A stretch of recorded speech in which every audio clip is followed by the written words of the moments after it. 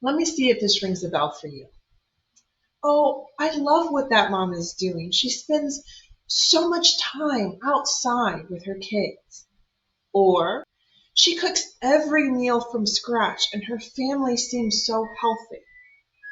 Or her house is always put together. I can stop by at a minute's notice and it looks good. But there is no way that I have the time or the patience or the energy for that. Oh well. Have you ever had thoughts like that? Maybe multiple times a day, some days?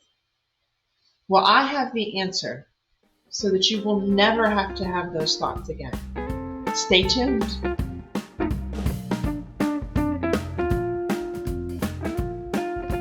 So here's the hard truth.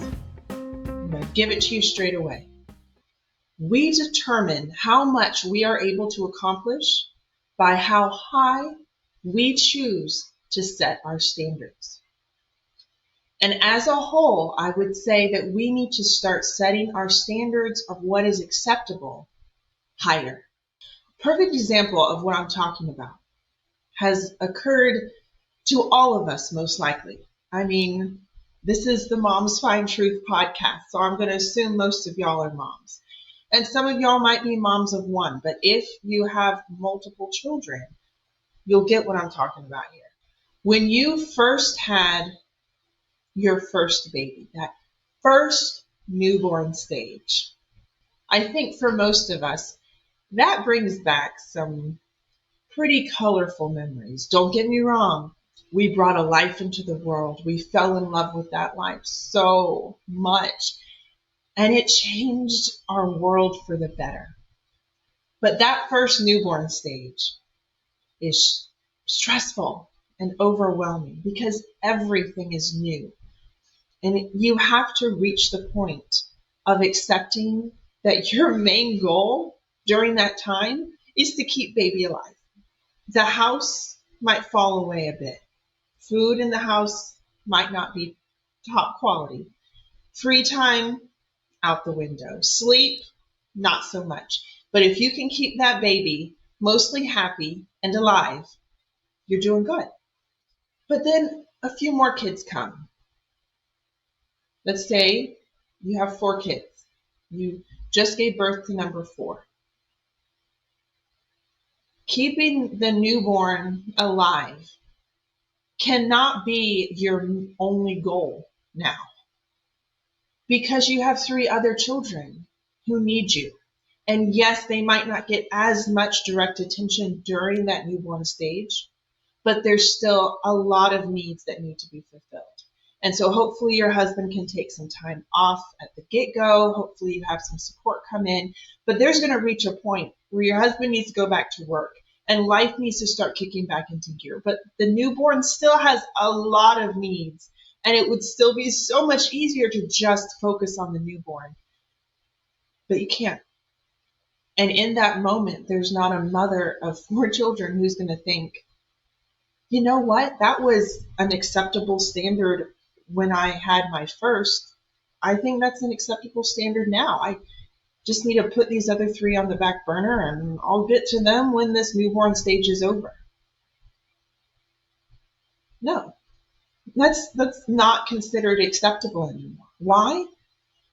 Because you grew as a mother. You are less overwhelmed by baby number 4. You have become more capable, but ultimately you raised your standard. It's no longer enough. It's no longer acceptable to have your only focus be keep the newborn alive.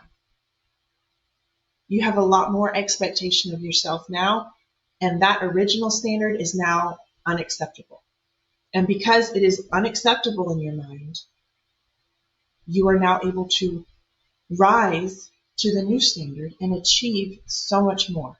Another example is a mentality that I see a lot of moms taking, which is maybe you have multiple kids, a lot of maybe extracurriculars going on, house to run, husband to take care of, maybe homeschool, just maybe you have a business on the side in these tough financial times. There's a lot going on. Your plate feels full and overflowing. And so you see other moms and they seem to be feeding their kids in such a healthy manner. And maybe they're making a lot of meals from scratch, or maybe they're even doing, like bone broth or fermenting and stuff like that. And you're honestly on the day to day are mainly working with prepackaged convenience food. And you would love to achieve that healthier level for your family, but it doesn't fit in. But then picture that one of your children is diagnosed with type 1 diabetes.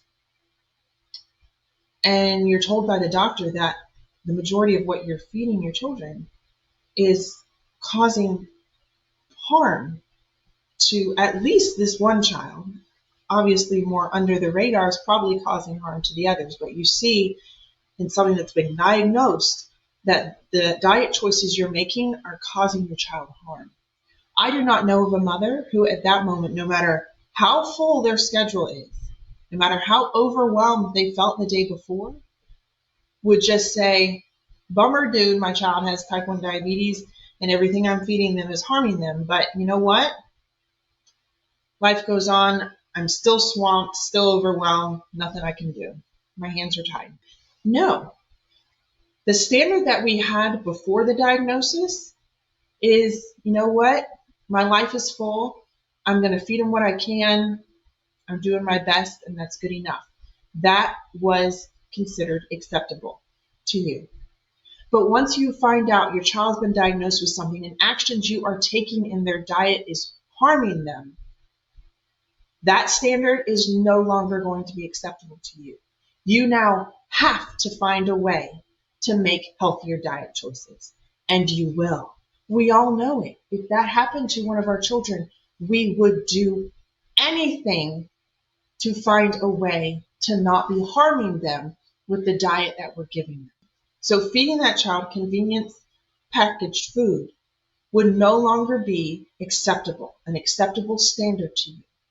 And so you would raise it and you would achieve the new higher standard. Now, I'm here to tell you that this raising of standards is possible in every area of our lives. We need to stop taking the position of victimhood and excuses. You are so much more capable than you've ever given yourself credit for. Mama, you are a superwoman. And all I'm saying is it's time for us to fully embrace that.